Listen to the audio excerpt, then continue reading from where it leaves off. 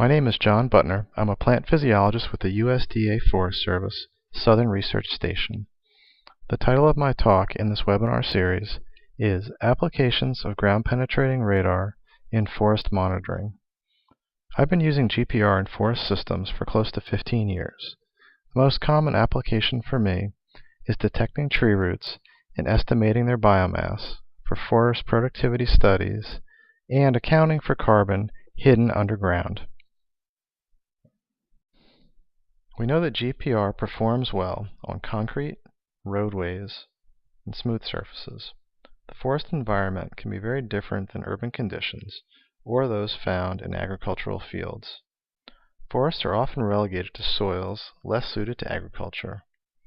They may be stony, have high clay contents, or high water tables. Jim Doolittle of the NRCS has put a lot of energy into developing GPR suitability criteria and expressing these in maps of each state in the country.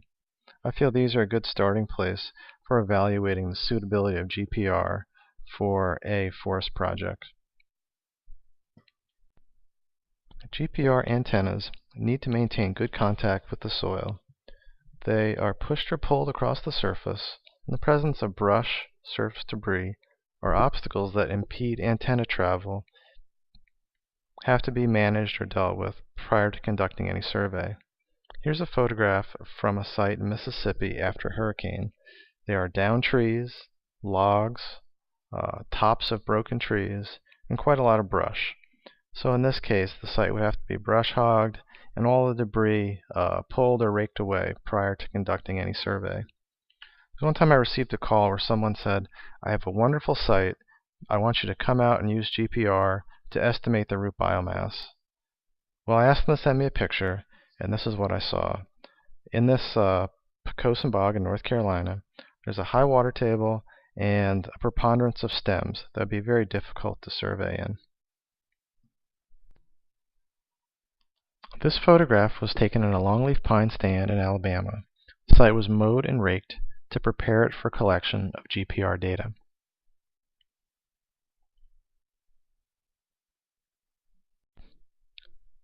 Considering the physical limitations in the forest environment, the question is asked, why bother using GPR in forest monitoring?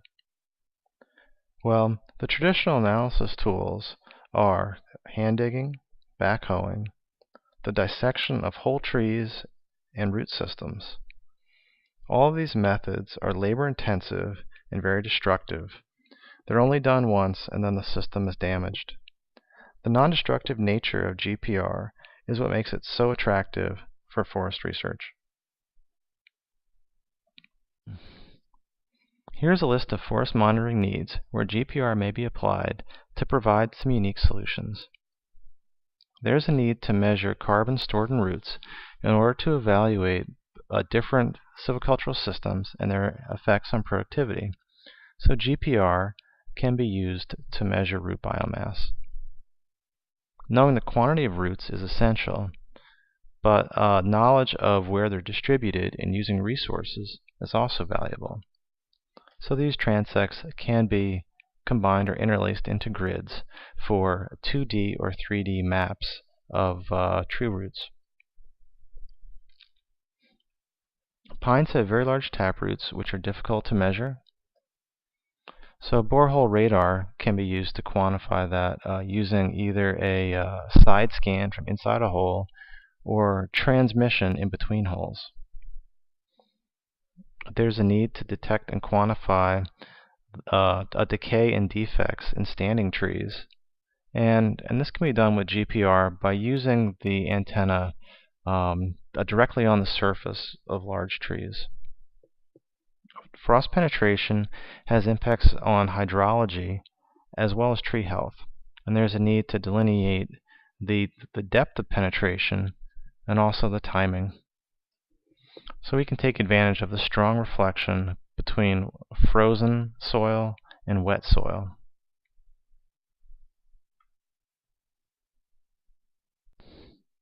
Here's a photo of the GPR system I'm currently using to collect tree root data. There's a SIR 3000 radar system attached to an antenna which propagates electromagnetic waves and records the two-way travel time of reflections from objects in the soil, as well as their signal amplitude. The three-wheel cart has an integrated survey wheel to meter samples by distance, and it also has a GPS receiver to sync the location data. I can push this cart and view the data in real time as I move through the forest after it's been cleared of surface debris. I make direct comparisons between soil cores and GPR data in order to estimate root mass and calibrate GPR data. Here's a sample radargram collected with a 1500 MHz antenna in a loblolly pine plantation in Bainbridge, Georgia. The antenna was advanced along a 10-meter transect, and electronic marks were made as I passed the base of each tree. Under these conditions, tree roots made distinct hyperbolic reflections. The roots are more numerous and go deeper when we're near a tree, and in the space in between trees, the root density is much lower.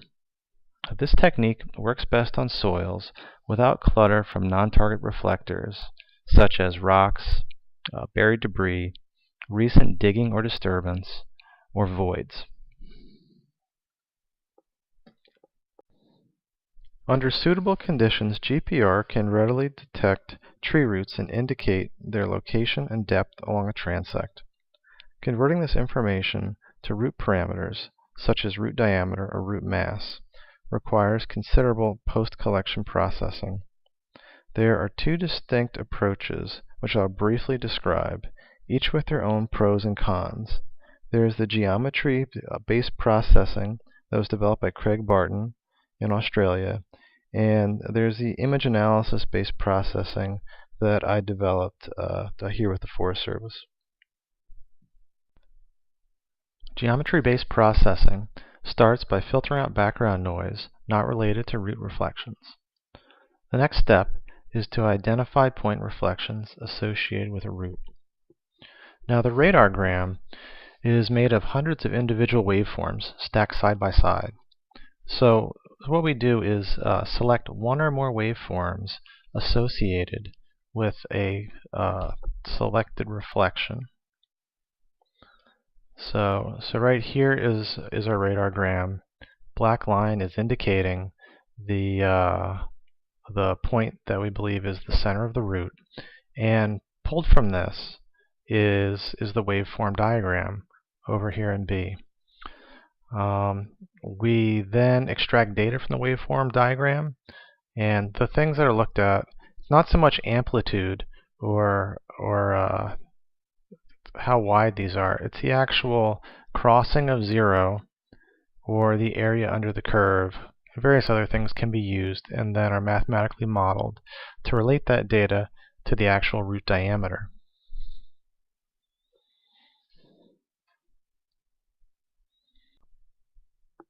I use image analysis-based processing for most of my work. Similar to the geometric methods described previously, the data are filtered to remove background noise with GPR software packages such as Radan or Reflex. So below is an example of a raw data file or radargram. There's the ground wave reflection and other things that are interfering with the delineation of individual hyperbolic reflections. The background removal step is done here. It's much cleaner. Then after this, additional filtering is accomplished with the Hilbert transform or migration techniques to condense the hyperbolic reflector to a smaller area that's representative of its root mass. Once this has been done in the GPR software, it's then converted to an image file. And using image analysis software, which can be automated and customized, we extract spatial root data. Next, we take this data, which is typically things like the number of pixels of certain amplitude or other things in a condensed area or in a given subset of the radargram, and we correlate this image data with biomass from calibration cores that have been linked on to the radar data. Now that I've covered some of the basics of root analysis with GPR, I can move on to applying it in forest systems. I have to start off by saying that I am primarily interested in root mass and distribution of root mass in forest stands, and not the mapping of individual roots per se, or following tree roots from the base of a tree outward and how they branch. It's possible to do this, but it's computationally intensive, and it's just not something I do on a regular basis. So for mapping the spatial distribution of tree roots, the first step is data collection, collecting data in grids or parallel transects. The next is data processing, which I've already touched on, although now we'll move to converting GPR data from long transects into essentially thousands of virtual soil cores that can be used to describe the site and where the biomass is. These transects are very useful, though kriging techniques can be very valuable to create a 2D or 3D map of root mass. It essentially takes the radar data and fills in all the missing points in between data to fill a map so there's not blank spaces. Here's an example of collecting GPR data in a young pine stand. The data are collected in parallel lines, 20 to 30 centimeters apart, and the location of trees are indicated on the graphic. So using a small number of cores, the GPR data are converted to mass per virtual core. This information is still linked on the transect data. So here we can see the cores. There are some differences between these two treatments. The fertigation is fertilized, so the fertilized treatment has more concentrated biomass that doesn't seem to be quite as spread out. Then the opposite is true for the control, which is more widely dispersed. So now we can take this information and use a kriging technique to make inferences about the spaces between the transect lines. Once this is done, we are now using our data are converted to grams per meter squared, and we can use this to make inferences about stand level implications of different treatments. Here's an example where kriging was used to create root contour maps. The tree on the left is suppressed by other trees in the stand that have overtopped it and are shading it. The tree on the right is dominant and is capturing more light. The dominant tree had 50% more carbon stored in the roots, and if we look at the 9 square meter plots that were scanned with radar, we can see differences in how the tree roots are occupying this area.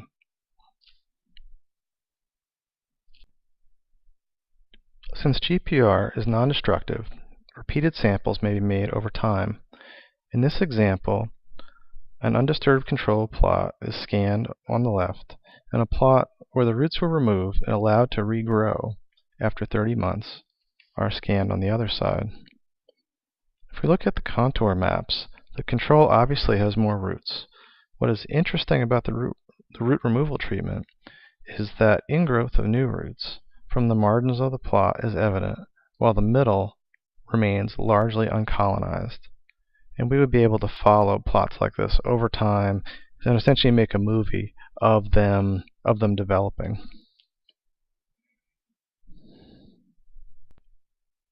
Surface-based radars, i.e. those pulled across the soil surface, can sense lateral or coarse roots, but are usually unable to detect vertical taproots that are directly underneath trees, or define that vertical structure.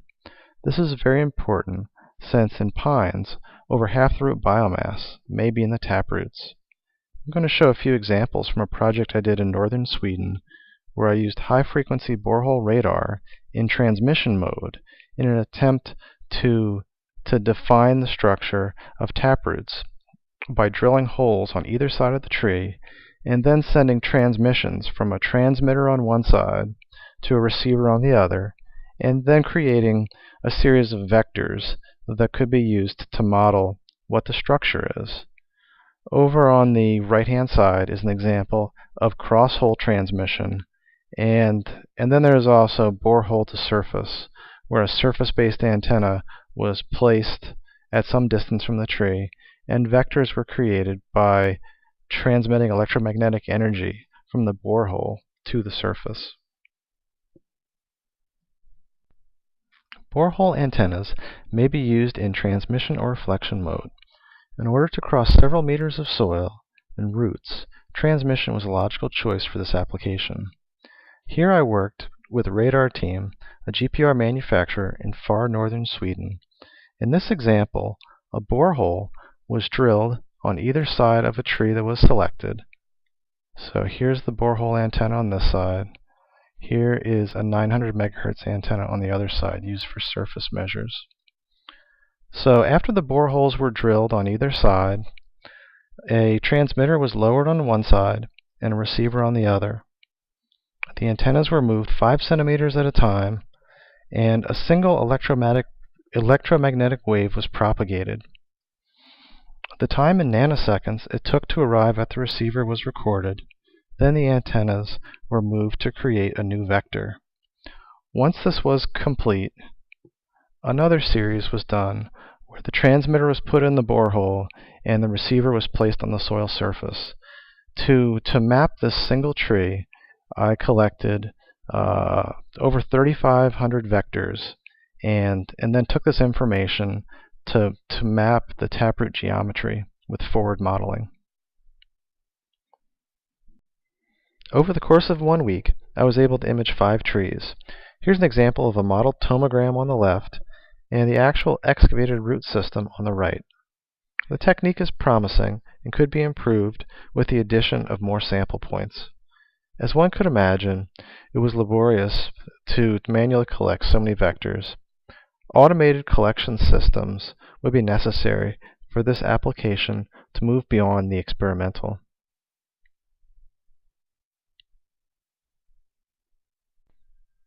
Now for an entirely different application.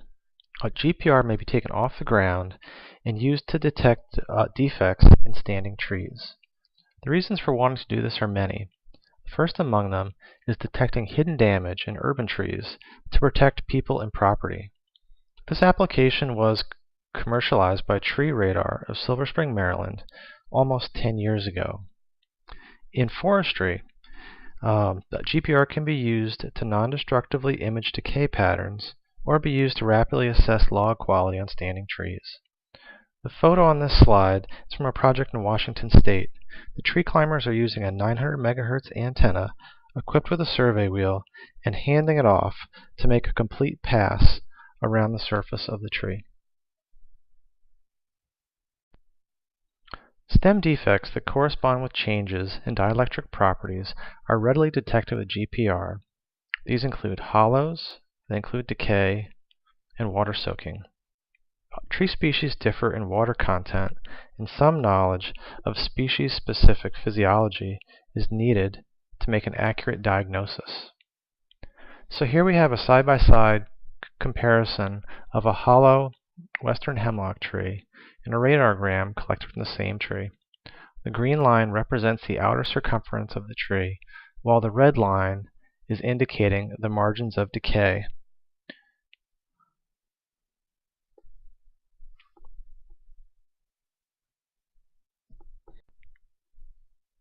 The last application I'd like to talk about is using GPR to monitor seasonal frost penetration in soil. Freezing influences physical, chemical, and biological processes in soil. These can be negative or positive. Some of the negative effects are altering hydrology, essentially increasing runoff in the spring. Freezing can cause root damage, tree mortality, and loss of tree vigor. It can also affect the integrity of road systems. Some of the positive effects includes the limitation of disturbance during winter logging, and also the restoration of compacted soils after going through several freeze-thaw cycles. In cold climate, snow cover protects soil from freezing. If climate change patterns reduce snowfall, enhanced frost damage of tree roots may occur.